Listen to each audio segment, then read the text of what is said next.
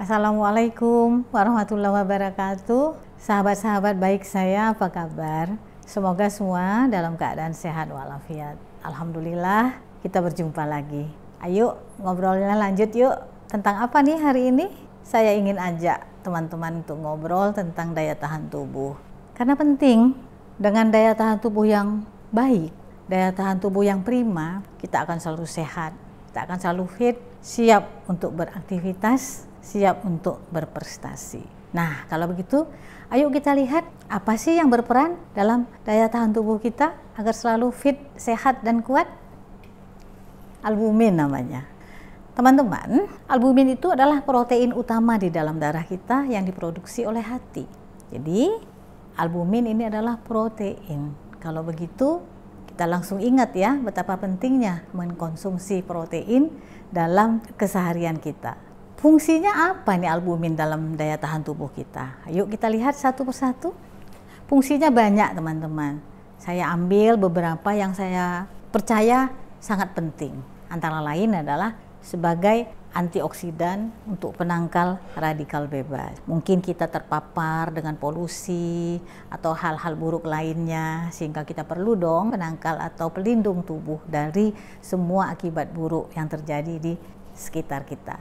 Kemudian sebagai alat transportasi yang mengedarkan nutrisi. Terbayang dong kalau nutrisi yang kita konsumsi tidak dapat didistribusikan dengan baik di dalam tubuh kita, akan menjadi sia-sia jadinya. Kemudian menjaga keseimbangan cairan. Kalau cairan kita tidak seimbang di tubuh, mungkin terjadi bengkak di sana-sini. Dan satu lagi, memperbaiki kerusakan jaringan tubuh kita. Penting dong memperbaiki kerusakan jaringan ya. Karena albumin itu sangat penting, sebagaimana yang telah saya sampaikan tadi. Berarti kita juga harus tahu, kira-kira kalau albumin itu kurang dalam tubuh kita, apa ya yang akan terjadi? Antara lain ini teman-teman, memperburuk gagal pernafasan akut, kita mungkin mengalami pegal linu di otot, bengkak pada sebagian atau seluruh tubuh, dan kemungkinan sekali terjadi penumpukan cairan pada rongga perut kita. Jadi bahaya juga nih kalau kita memang kekurangan albumin. Perlu kita perhatikan agar kita selalu mempunyai kadar albumin yang cukup. Nah, karena tadi kita bicara tentang kekurangan albumin yang dampaknya A, B, C, D, E, lalu kita bertanya, sebetulnya albumin yang cukup itu berapa ya? Nah, menurut literatur, albumin yang cukup untuk menjaga kesehatan kita, untuk menjaga daya tahan tubuh kita agar selalu prima, berkisar antara 3,5 sampai dengan 5,9 gram per desiliter cairan darah kita. Penting ini untuk dijaga dan dipertahankan untuk selalu dalam kadar yang normal.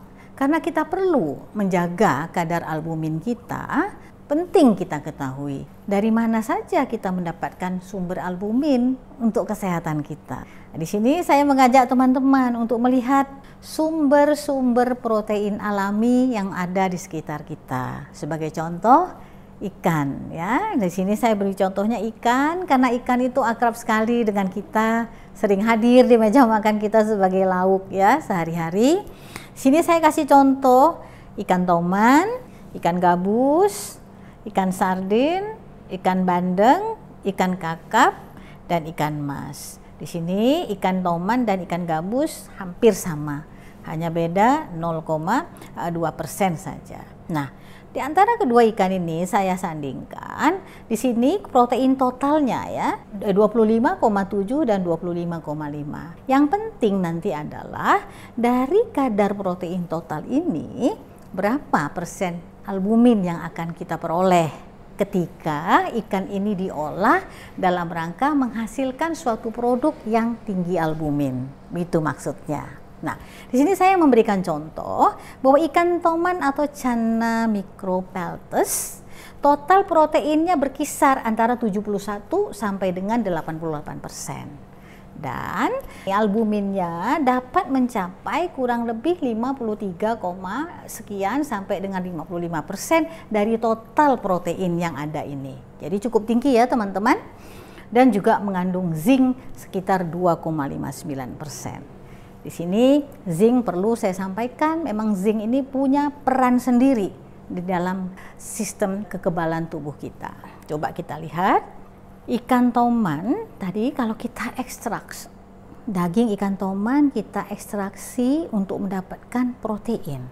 Protein totalnya tinggi dapat kita 84,22% dengan albumin yang kita peroleh sekitar 55,03% dan zinc sekitar 2,59%. Tadi saya sampaikan zinc itu penting karena berfungsi sebagai penangkal infeksi dalam sistem kekebalan tubuh kita. Makanya zinc ini penting untuk kita sebutkan di sini. Pertanyaannya adalah bagaimana caranya kita untuk mendapatkan protein yang tinggi, albumin yang tinggi dalam suatu produk. Perlu pengolahan. Untuk mengolah itu kita memerlukan teknologi, memerlukan ilmu pengetahuan. Di sini saya sampaikan salah satu cara yang sangat populer akhir-akhir ini di zaman sekarang adalah penerapan nanoteknologi di dalam proses ekstraksi. Nah, dengan menerapkan nanoteknologi, kita mampu mendapatkan produk dengan kadar protein tinggi dan albumin tinggi dan zinc yang cukup untuk daya tahan tubuh kita. Jadi teman-teman, kita sepakat sekali ya bahwa teknologi itu sangatlah penting dalam rangka kita memproduksi suatu produk yang bermutu. Baiklah, manakala kita membutuhkan asupan albumin untuk meningkatkan daya tahan tubuh kita atau memperbaiki kondisi karena keadaan sakit, bagaimana caranya kita mendapatkan albumin? Apakah kita harus makan ikan dalam jumlah yang besar supaya mendapatkan protein dan albumin itu atau bagaimana? Jangan khawatir teman-teman. Tadi saya sudah sampaikan betapa pentingnya teknologi. Nah, karena teknologi yang sudah begitu maju, ada industri yang telah membuat produk yang siap pakai yang mengandung albumin yang tinggi. Salah satu pabrik industri obat tradisional, obat herbal kita yang baik pada saat ini bernama Ismut Phytomedica telah memproduksi produk siap pakai yang mengandung albumin tinggi yang dibuat dari ekstrak ikan toman. Produk ini berupa kapsul dengan berat bobot 500 mg setiap kapsulnya. Produk ini sudah terdaftar di Badan POM. Jadi bagi teman-teman yang membutuhkan, jangan merasa ragu, bisa dicoba untuk mengkonsumsi produk ini.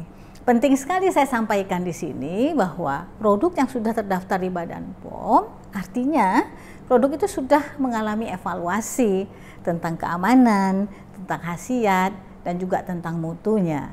Jadi kita sebagai konsumen, sebagai rakyat masyarakat Indonesia perlu sekali mengetahui betapa pentingnya kita memilih, kita mengkonsumsi produk-produk yang sudah mengalami evaluasi Badan POM, artinya sudah terdaftar di Badan POM.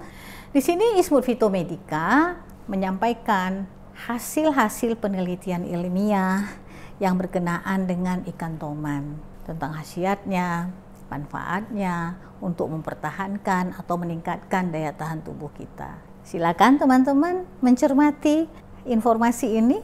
Mudah-mudahan informasi ini dapat menambah keyakinan teman-teman tentang kualitas, manfaat, dan khasiat produk ini.